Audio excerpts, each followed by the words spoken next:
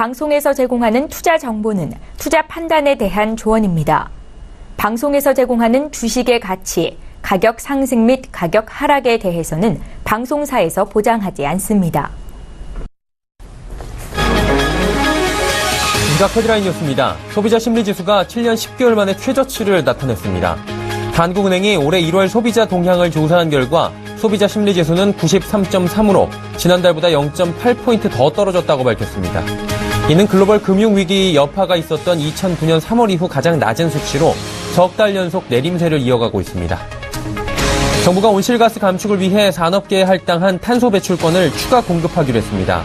정부는 국무회의에서 제2차 배출권 거래제 기본계획을 의결하고 올해 6월 전까지 수립해야 하는 2차 기본계획의 방향성을 제시했습니다. 정부는 산업혁신과 친환경 투자 촉진, 효과적으로 온실가스 감축, 파리협정에 따른 국제 탄소시장 변화 사전 대비 등을 중심으로 2차 기본계획을 짤 계획입니다. 삼성전자가 지난해 4분기 매출 53조 3,300억 원, 영업이익 9조 2,200억 원을 올렸다고 공시했습니다. 3분기보다 매출은 11%, 영업이익은 77%가 늘었고 한 해 전보다 매출은 소폭 늘고 영업이익은 50%가 넘게 증가했는데 반도체 부문에서 지난해 4분기에 매출 14조 8,600억 원과 영업이익 4조 9,500억 원을 달성해 분기 기준으로 사상 최대 실적을 기록했습니다. 한 주에 18시간 미만 근무하는 초단시간 근로자가 지난해 역대 최대로 늘어난 것으로 나타났습니다. 통계청이 취업자들을 취업 시간별로 분류했더니 일주일 동안 1시간 이상 18시간 미만으로 근무하는 초단시간 근로자가 지난해 127만 3천 명으로 재작년보다 5만 명 이상 늘었는데 이는 관련 통계가 집계된 이후 최대치입니다.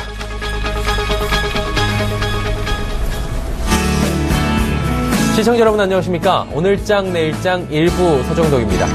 금융시장은 관망 심리가 굉장히 짙습니다. 도널드 트럼프 행정부의 불확실성 그리고 정책적 리스크들이 계속해서 대두가 되고 있고요. 우리나라 역시 이번 주 목요일에 거래가 종료가 되죠. 설 연휴가 있기 때문에 다음 주 월요일까지 장이 쉽니다. 그러다 보니 관망 심리가 더 짙어지고 있는 상황이고요. 시장은 결국 이러지도 저러지도 못하고 있습니다. 결국 오늘 조금은 뻔한 이야기로 시작을 해야 될 것 같습니다. 업종별 장세 흐름이라는 뻔한 이야기로 좀 시작을 하고 싶은데요. 삼성전자, SK하이닉스를 필두로 또 화장품, 화학업종 등이 오늘 강세를 보이고 있는 시장입니다. 대응하기 참 까다로운 장일 수 있습니다. 오늘장, 내일장과 함께 하시면서 효과적인 대응해보시길 바랍니다. 자, 먼저 지수부터 체크해보도록 하죠. 코스피입니다. 코스피 지수 현재 2062.96포인트에서 움직이고 있습니다. 0.15%만이 하락하고 있고요. 어제 낙폭과 크게 차이가 없습니다. 어제 이 시각에도 0.1%, 0.2% 정도 하락하고 있었는데 오늘도 비슷한 장의 흐름들을 가져가고 있는 모습인데요. 일중 흐름은 어땠는지 어제와 비슷한지 한번 그래프를 통해 만나보도록 하겠습니다. 크게 차이가 없어 보이죠. 장 초반에는 그래도 상승 흐름을 가져갔습니다. 2070선 턱걸이하면서 2071.04포인트로 움직였습니다. 하지만 이내 상승폭 반납을 했고요. 2060포인트까지 떨어지기도 했습니다. 그리고 현재는 2062포인트 약보합권에서 움직여주고 있는 코스피 지수인데 수급 주체는 어떤지 함께 보도록 하죠. 어제랑 정반대입니다. 외국인이 팔고 개인과 기관이 순매수합니다. 개인의 매수폭 크진 않습니다. 259억 원이고요. 기관은 소폭 매수합니다. 13억 원. 기관의 매수 주체로는 금융투자가 오늘도 287억 원 정도 사고 있고요. 수신이 60억 원 마이너스, 연기금도 170억 원 매도합니다. 하지만 외국인이 어제는 매수였다가 오늘은 매도로 포지션을 바꿨습니다. 크진 않습니다. 387억 원 정도 외국인 순 매도하고 있다. 포지션이 변했다라는 점 체크해 두셔야 될 것 같습니다. 코스닥으로 갑니다. 코스닥 현재 거래소보다 낙폭이 더 큽니다. 이것도 어제하고 데칼코마니인 것 같은데요. 0.42% 하락하면서 613포인트까지 현재 빠져 있는 상황입니다. 61선 이탈이 된 상황인데 일단 일중 흐름 어땠는지 살펴보도록 하겠습니다. 616포인트 오늘 출발을 했습니다. 강보합권에서 출발을 했는데 이내 상승폭들 보합권에서 벗어나면서 현재는 613포인트까지 하락하고 있는 모습들을 보여주고 있습니다. 수급 주체들 어떤지 함께 보도록 하죠. 외국인만 삽니다. 코스닥 시장에서 오랜만에 외국인이 사고 있고요. 130억 원 소폭 매수합니다. 개인은 4억 원 매도, 기관은 122억 원 매도하고 있는데 기관은 역시 금융투자가 3억 원 매수하고요. 연기금에서 중소형주 위주로 12억 원 소폭 매수합니다. 투신에서는 3억 원 매도하고 있는 상황입니다.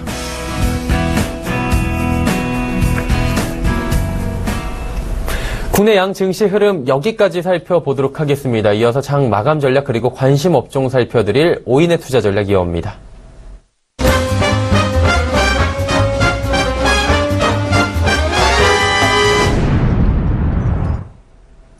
맨눈으로 시장을 살피는 오인의 투자 전략입니다. 오인은 과연 오늘 화요일장에 대해서 어떤 코멘트를 남겨줬을까요? 전략 바로 만나보시죠. 자, 오인의 투자 전략 흐르고 있고요. 먼저 동부증권 압구정금융센터의 이재우 DHP입니다. 중소형주도 이제 다 왔다. 매수하고 버텨라. 매수 관점으로 이야기를 남겨주셨네요. 다음으로 메리츠종금증권 강남금융센터의 전희승 과장입니다. 트럼프 인프라 투자와 보호무역 본격화라고 이야기해 주셨는데요. 대미 수출 수혜주에 관심을 가져보자라고 코멘트를 하나 더 남겨주셨습니다. 자, 다음 살펴보도록 하겠습니다. 하나금융투자증권 원주 지점의 박남열 부장입니다. 수급 부재로 변동성 확대 국면이 예상된다. 뚜렷한 모멘텀의 부재 그리고 하루의 변동폭이 커지면서 보수적인 관점을 견지해야 할 때이다라고 남겨주셨네요. 자, 다음 살펴보도록 하겠습니다. 메리츠 종금증권 여의도금융센터 김민수 부장입니다. 여전히 짙은 관망세라고 남겨주셨네요. 마지막으로 살펴보도록 하겠습니다. 이베스트 투자증권 테헤란금융센터의 김근호 연구원입니다. 여전히 견고한 주도 업종의 흐름, 당분간 일부 업종 편중이 지속될 전망이다. IT 섹터 이야기하는 것 같죠? 메리츠 종금증권 강남금융센터 전희승 과장 전화 연결돼 있습니다. 좀 더 자세히 투자 전략 들어보도록 하겠습니다. 안녕하십니까? 네, 안녕하세요. 네. 오늘 이야기 남겨주신 게 트럼프 인프라 투자와 보호무역의 본격화다라고 이야기를 남겨주셨는데 어떤 이야기인지 좀 자세히 들어볼까요? 네, 뭐 사실 보호무역에 관련된 얘기는 뭐 어제 오늘만의 얘기는 아닌데 보호무역에 대한 어떤 가시화에 나타나는 것들이 이제 뭐 간밤 미국 같은 경우에는 이제 TPP, 그러니까 환태평양 경제 동반자 협정 이제 여기서 좀 물러나겠다라는 사인을 트럼프가 오늘 좀 진행을 했고요. 그리고 무엇보다도 그 제조업 유수 업체들의 이제 CEO라든지 뭐 대표단들이 모여서 트럼프와 같이 얘기 나눈 것 중에 핵심이 미국인들을 고용하고 나가서 이제 해외에서 공장을 만들거나 해외에서 사업하는 거를 좀 자중하고 가급적이면 이제 미국 내에서 하는 방안을 진지하게 좀 논의를 했었고요. 그런 부분으로 인해서 이제 국세법 같은 경우를 조금 이제 개정을 하는 부분이 나타나고 있습니다. 그러니까는 밖에서 사업을 하게 되면 더 세금을 많이 물리는 그런 기업한테 더 많이 물리는 그런 부분들이 이제 가셔야되는 부분인데 중요한 거는 어떤 업체들이 수혜를 받고 피해를 받고 이런 부분이 어떤 드러난 거는 지금 현실상 없습니다. 사실상은 없는데 어떤 기조 자체는 그쪽으로 가고 있다는 것만은 가닥은 잡아야 되는 겁니다. 그래서 과거에 뭐 오바마 정권 때 뭐 1기 2기 집권 1기 2기 때 크게 그 제약바이오 섹터 그러니까 헬스케어 쪽을 움직이게 했었던 가장 큰 파워가 결국 정권에서 나오는 부분이거든요. 또 올해도 그런 것이 이제 나눠질 수 있는 어떤 분기점이기 때문에 지금 뭐 지각 변동이 우리나라도 일어나는 지금 부분이죠. 그래서 성장통을 겪을 수밖에 없는 상황이라고 보는데 중요한 건 그 시기가 점점 늦춰지고 있는 부분이죠. 아직까지는. 결국엔 우리나라도 미국을 따라갈 수밖에 없고 미국의 어떤 기술력이나 이런 것 변화에 따라서 패러다임이 변화에 따라서 결국에 국내의 업체들, 대형주들의 움직임, 그리고 뒤따라가는 어떤 중소형주의 흐름들 이런 부분이 아직까지는 명백하게 밝혀지지 않기 때문에 이 시기가 1Q, 1분기까지는 조금 어려운 장이 좀 지속될 수 있다고 판단을 하는 거고요. 그렇기 때문에 뭐 코스닥이 언제 뭐 바닥이다, 뭐 다 왔다 이런 부분들을 아직까지는 얘기하기엔 좀 다소 어려운 부분이 있습니다. 그래서 지금 그래도 주목해야 될 부분은 이 자동차 부품이나 IT 부품 쪽에 이제 대미수출을 하는 업체들을 좀 꼼꼼하게 좀 따져볼 필요가 있는데 물론 이제 그 안에서 갈 종목과 안 갈 종목이 이제 뭐 나뉘어지기야 하겠지만 일단은 관심 종목에 좀 넣어놓고 볼 필요가 있어서 종목들 몇 개만 좀 언급을 해드리면 뭐 IT 중간재 쪽에서는 뭐 SK 하이닉스도 당연 돋보이고요. 대미 수출이 좀 많이 일어나는 부분이 그리고 휴맥스가 있고 또 자동차 부품 쪽에는 뭐 거의 대형주입니다. 뭐 한국타이어, 만도, SL 뭐 이런 종목인데 그 중에서도 최근에 인프라 투자 증가 국면에 있어서는 경기 민감주가 움직일 수밖에 없기 때문에 미국 경기 민감주가 올라가면 국내에 있는 경기 민감주도 같이 따라서 올라가는 부분이 있기 때문에 그 안에서 또 올라갈 수 있는 게 뭐 두산 그룹주들과 뭐 성광밴드, 뭐 현대글로비스, LG 하우시스 몇 개가 있는데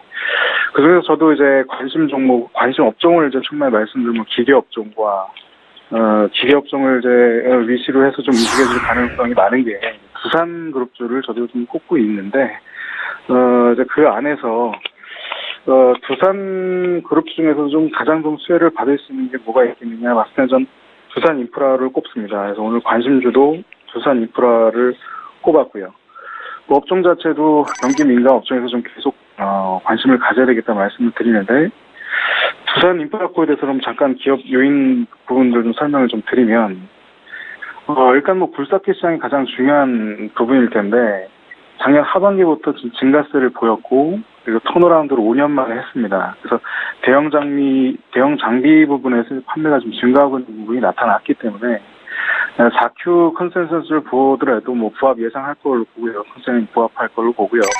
OP가 이제 흑전을 하는 부분이 있기 때문에 결국에서는 이 기계 업종 내에서도 두산인프라코가 두산 밖에 상장으로 인한 자금조달 내용도 좋아지고 또 그 두산마켓의 지분 가치가 탄탄하게 갖고 있는 회사이기 때문에 실적이 조금 턴어라운드 된 부분 그리고 지분 가치에 의한 어떤 이제 자금 조달 부분에서 좀 편안해짐 이런 부분이 이제 크게 이제 좀 부각을 받을 수 있는 부분이고요.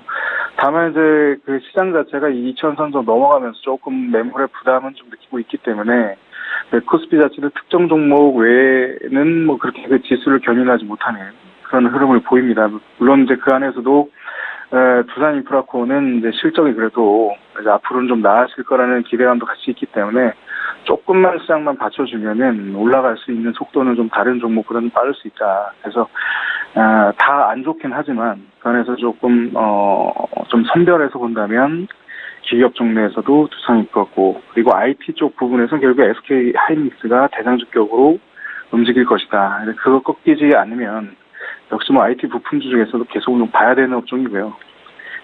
대신에 이런 그 대장주가 이제 꺾이기만 하면은 이제 그때는 완벽하게 이제 지각 변동이 일어난다는 부분이죠. 그거는 이제 특수하게 뭐 아직까지 나타난 부분은 없기 때문에 아직까지는 가는 종목이 더 가는 대형주 중에서 좀 쏠림 현상이 좀 더 일어날 수밖에 없는 그런 환경을 보이고 있다. 이렇게 좀 정리를 하겠습니다. 네, 두산인프라코 말씀해 주셨는데 매수가, 목표가, 손절가 간단하게 집어주신다면 어떨까요?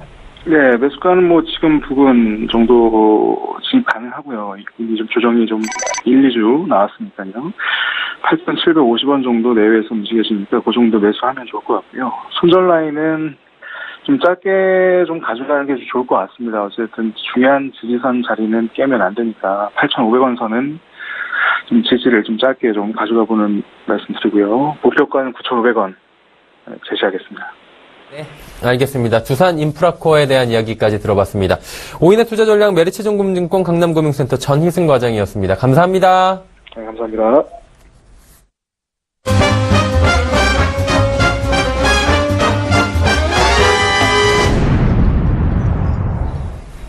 증권 전문가 오인과 함께하는 시간 종목 컬렉션 시간입니다. 전문가분들이 엄선된 종목을 여러분께 추천해드리면서 수익률 높여드리는 시간인데 그렇다면 그간의 수익률은 어땠는지 베스트 탑 3부터 만나보도록 하죠.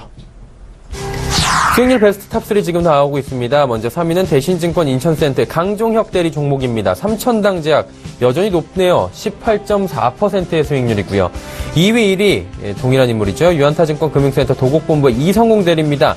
EST 종목은 조금 조정이 나왔지만 여전히 30%가 넘습니다. 30.6% 그리고 1위는 더 올라갔네요. SM코 57.1%의 높은 수익률을 기록하고 있습니다. 자, 오늘은 이분께 여쭤보도록 하겠습니다. 대신증권 인천센터 강종혁 대리입니다. 안녕하십니까? 네, 안녕하십니까? 네, 강 대리님의 종목 3위에 지금 랭크가 되어 있는데 일단은 오늘 어떤 종목 추천을 받을지도 궁금해요. 그 전에 대리님의 포트 열어보고 와서 이야기를 나눠보도록 하죠. 자, 세 종목 가지고 계신데 먼저 3위가 ATGN 마이너스 8.3% 손실이 조금 있네요. 그리고 2위가 페노션 마이너스 3.6% 그리고 1위는 조금 더 전체 포트에서 3위 종목을 가지고 계신 3,000당 제약 18.4%의 높은 수익률입니다. 두 종목 손실이고 한 종목 수익인데 수익을 가지고 있는 그 수익률은 굉장히 높고요. 나머지 종목들도 참 애매할 것 같다는 생각이 드는데 이 세 종목 어떻게 하면 좋을까요? 네, 일단은 기본적으로 먼저 이제 말씀을 드리자면 포트에 오늘 종목 교체는 없을 예정입니다. 일단 삼천당 제약부터 말씀을 드리면 기본적으로 좀 오래 끌고 가는 어떤 종목이라고 말씀드리겠습니다. 일단 포트에 편입한 지 한 2개월 정도 되는데 사실상 저는 이제 좀 목표가 자체는 지금보다는 좀 높은 구간을 보고 있기 때문에 포트에서 특별하게 제외하지 않고 있는 상황이고 미국 쪽에서 터졌던 10년간 4천억에 해당하는 프로핏 쉐어링 그런 어떤 계약건들이 유럽이라던가 아니면 뭐 추가적으로 발생할 수 있는 뭐 여러 선진국과의 어떤 커넥션들이 있을 수가 있기 때문에 지금은 어찌됐든 미국 시장이 안과 관련된 어떤 의약품 쪽으로는 가장 큰 시장인데 거기를 뚫어냈다라는 것이 사실 긍정적인 효과로 시장에서 삼천당 제약을 다시 한번 볼 수 있는 어떤 기회를 마련했습니다. 그래서 지금까지 그 10,000원대 밑에서는 기관 외국인이 전혀 담지 않던 종목을 오히려 12,000원 구간에 올라왔을 때 기관과 외국인이 좀 담는 모습을 보이면서 사실상 뭐 주가는 조금 밀리고 있고 조정은 보이는 것 같지만 그 구간 동안 개인들은 많이 좀 매도를 한 반면에 그 물량을 외국인과 기관이 다 받아가고 있다는 거는 상당히 긍정적으로 보고 있습니다. 그래서 2차 상승분을 좀 노리고 있는데 사실 그때까지는 뭐 포트에서 좀 그래도 안정적인 역할을 해줄 것 같고요. 페노션 같은 경우는 뭐 어제 그저께까지만 해도 이제 포트에서 플러스권이었는데 지금 최근에 뭐 한 2, 3일 동안 그리고 이제 한 일주일 가까이 코스닥 시장이 계속해서 좀 내려오면서 뭐 물론 페노션이 코스닥에 있다는 건 아니지만 중소형주에 대한 시장 분위기가 조금 부정적으로 바뀌었다라는 것 때문에 일단 대형주는 계속해서 큰 버팀목 역할을 하면서 중소형주에 대한 어떤 약간은 불안한 심리가 시장에 퍼져 있어서 가치 조정을 받는 모습인 것 같은데 페노션 같은 경우는 제가 이제 좀 길게 말씀을 드렸어요. 1년 정도를 보자 말씀을 드렸는데 물론 포트에 제가 1년 내내 끌고 가겠다는 말씀은 아니지만 페노션에 대한 관심을 보이는 투자자분들은 1년까지도 생각을 할 정도로 올 한 해 동안은 굉장히 지속성 있게 지켜봐야 될 좋은 종목이기 때문에 저도 뭐 단기간에 조금 빠졌다고 해서 그렇게 포트에서 바로 제외할 생각은 없고요. 마지막으로 이제 에이티젠인데 일단은 에이티젠 같은 경우는 이제 코스닥에도 속해 있고 에이티젠이 갖고 있는 어떤 뭐 발행했던 시비 물량이라던가 이런 것 때문에 좀 어떤 오버행 이슈라는 불안감이 있습니다. 근데 어쨌든 간에 3만 원 선 부근까지 내려오려고 하면 계속해서 매수세는 들어올 것 같은데 일단 조정을 받는 지금 이 구간 마이너스 8% 구간에도 매일매일 기관에서 매수세가 조금이나마 들어왔다는 거는 어떻게 보면 중장기적인 어떤 뭐 대세 상승을 뭐 한번 노리는 어떤 투자자들도 분명히 있다라는 걸 말씀드리고 싶고요. 일단은 한 1, 2주 정도는 더 에이티젠도 지켜보고 싶습니다. 그래서 일단은 포트는 그대로 유지를 하겠습니다. 네, 삼천당 제약, 페노션, 에이티젠 모두 유지기 때문에 오늘의 추천은 종목에 편입은 되지 않지만 그래도 좋은 종목일 것 같아요. 어떤 종목 저희가 추천받아 볼까요? 네, 일단 매수를 뭐 당장 하시던 아니면 안 하시던 뭐 그거는 어떻게 보면 투자하시는 분의 성향에 따라 네. 다른 문제지만 화승인더를 제가 말씀을 오늘 드리려고 하는데요. 일단 화승인더 같은 경우는 사업부는 크게 필름 사업부, 화학 산업부 그리고 신발 산업부 사업부가 있는데 이 신발 사업부 같은 경우는 글로벌 3곳에 생산 거점을 두고 있고 아디다스, 리복을 대상으로 ODM 사업을 하고 있습니다. 그러니까 화승 엔터프라이즈가 화승인더의 베트남 생산기지로 올해 기준으로 월 평균 400만 족의 신발을 생산할 수 있는 역량을 갖추게 됐는데 2020년도가 되면 베트남, 인도네시아, 중국의 생산시설에서 월 평균 900만 족의 신발을 생산할 수 있는 그런 능력을 보유하게 됩니다. 그러니까 투자 포인트는 간단하게 말씀드리면 아디다스가 반등하기 시작했습니다. 나이키와 언더아머에 밀려서 계속 고전하던 아디다스가 아디다스의 네오라벨이라는 브랜드를 런칭을 하면서 사실상 굉장히 급격하게 반등을 하면서 뭐 주력 어떻게 보면 이제 좀 오더를 내려주는 업체라고 할 수 있는 이제 아디다스의 성장이 화승인더에까지 영향을 미치면서 화승인더의 어떤 가지고 있는 생산 능력, 캐파 능력, 그다음에 이제 아디다스의 네오라벨을 담당하고 있다라는 어떤 좀 끈끈한 어떤 그런 관계까지 더해진다면 사실상 중국 시장에서도 아디다스의 네오라벨이 굉장히 크게 성장을 하고 있다라는 거. 그것까지 이제 감안을 해본다면 지금 외국인 비중이 계속 늘어나고 있거든요. 5%에서 11%까지 늘어나는 구간 동안 사실상 주가는 횡보를 거듭했고 매수 가격은 제가 10,000원을 제시해 드릴 건데 지금 뭐 1,300원, 1,400원 왔다 갔다 하는데 요 정도 가격에서도 잡는 것도 나쁘지 않습니다. 그래서 목표 가격은 뭐 한 2, 3개월에서 길게 6개월까지 보더라도 15,000원까지는 충분히 올라갈 수 있는 여력이 있는 회사고요. 손절 가격은 8,500원 제시해 드리겠습니다. 네, 화승인더 매수가 10,000원인데 현재 한 1,300원 정도도 부담스럽지 않은 가격이다라고 말씀해 주셨습니다. 종목 컬렉션 대신증권 인천센터의 강종혁 대리와 함께했습니다. 감사합니다. 네, 감사합니다. 네, 오늘장 내일장 일부 쭉 함께 하셨고요. 잠시 뒤 2부에도 저희 알찬 소식 준비해놓고 기다리고 있겠습니다. 자, 2부 오늘장 이슈 준비되어 있습니다. KTB투자증권 매크로팀 최현기 팀장과 함께 트럼프 시대 상품 시장의 전망 짚어보도록 하겠습니다. 이슈 칼럼도 준비되어 있습니다. 키움증권 투자전략팀 서상영 스트레지스트와 함께 미국 실적 시즌과 시장 동향 짚어보는 시간 갖도록 하죠. 또 핫이슈 종목 준비되어 있습니다. 헌터스 경제연구소 김진석 소장과 함께 오늘 뜨거운 감자죠. 포켓몬고가 한국에 출시가 됐습니다. 과연 투자를 관련주에 할까 말까에 대해서 이야기를 나눠보도록 하고요. 황금연못의 올드퓨처 골드스탁 연구소 원해남 대표와 함께 5일의 가격 변동 요인에 대해서 짚어보도록 하겠습니다. 잠시 뒤 2부에서 뵙겠습니다. 감사합니다.